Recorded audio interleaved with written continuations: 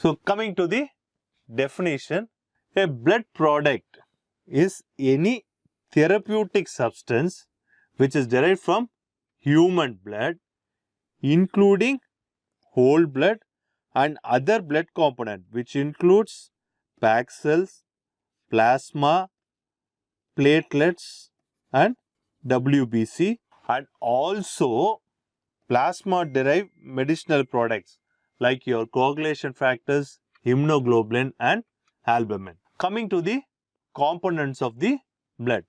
Normally, blood forms about 8% of the total body weight. Of this 8%, plasma constitutes around 55% and your RBC constitutes around 45%.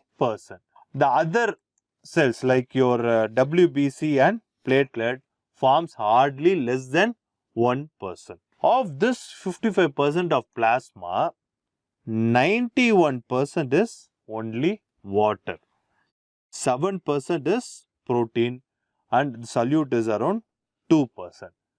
Coming to the cell component, your platelet is around 150,000 or 400,000 per microliter, or the leukocyte which is between 4 to 10,000 per microliter, or your RBC which is around 4 to 6 millions per microliter. These are all the various cellular component of blood.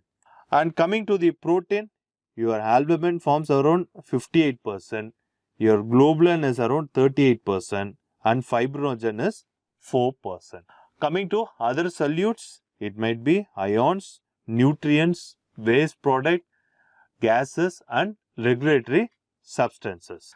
This leukocytes is further subdivided into neutrophil which is around 50 to 70%, your lymphocytes which is around 20 to 40%, monocyte, eosinophils and basophils are the other cellular types which forms a part of leukocytes. Now coming to the